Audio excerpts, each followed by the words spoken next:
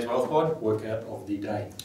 Today we've got a really important topic to talk about. This is probably one of the biggest factors between successful and not unhappy, but poor. Let's be serious. Let's be serious about it. What percentage of people is it? 87? As 83% of the population retire below the poverty line. About 12%, I think, retire with a reasonable amount of wealth, and 1% don't care because they've got too much money. And that gap is getting larger. Obviously, I grew up in middle class, I suppose you'd call it. Grew up middle class, but there's fewer middle class now. There's richer and there's poorer. That's really. Probably should define the 83%. 83% live as a couple on less than $32,000 per year. So most of them may go, and this is the scary part of it, because most of them may go from earning 100, 150k as a couple, but they still haven't saved anything. Great income, but no savings and not really any super to talk about, and it might last 5 years, gets chewed out. Because they've earned more, they're in much more danger of chewing the super out earlier, and then after that, well, baked beans for dinner. That could be nice. Stinky bed. So as you go up the chain to 83% below 32,000, some people make decisions that have moved up and they're living a bit better, and there's the top 1 and 2%, as Cam said, that they don't care. There's too much floating around. So what is the difference? And that's what we started out this out talking about. So what is the difference? And the difference is taking action and procrastination, analysis paralysis, call it what you will. Not going with it, being scared about that butterfly feeling that people get before they buy.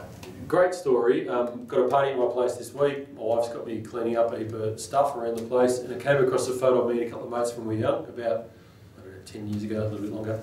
And Dave reminds me I bought my third property, and a mate came and said, well, you got 3 properties. I'm going to do what you do. Can you help me? Absolutely, let's go. Spent a whole day with him driving around. Bit I've left out, you got an inheritance about the time, 100 grand or something, so go back then, 22, 23, 24, 100 grand, a lot of money. Going to buy a property, great, drove over the day, didn't do anything. Told him a couple I thought they're good, didn't do anything. Saw him 2 years later, how'd you go? No, I'm still looking, haven't really found the right one. 2 years later, where are you up to? No more money. So what did he spend for money? He'd spent the money in nightclubs, at the pub, holidays, whatever it might be, out with his mates. He didn't invest the money, something's gone. He probably had enough to buy 4 properties. Probably 4 properties back then. Back in the day, very comfortably too. So the point of that being, because of his analysis paralysis or fear or something got in the way, he didn't take that jump. He wanted to do something, he didn't leap.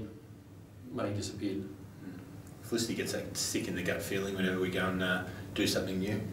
Nowadays she doesn't care, but back in the day, it's understandable. Yeah.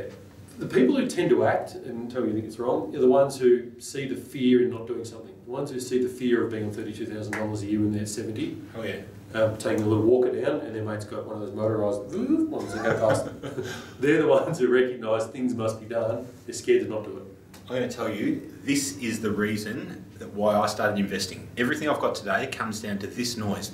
Beep, beep, beep, beep, beep. My 7 o'clock or 6 o'clock alarm going off. I hated that. I never run an alarm anymore. That is a horrible noise. I could not imagine waking up to an alarm. It's a terrible feeling. That's why I started investing. I set an alarm, guys. I go to the gym. My kids wake me up. Bye.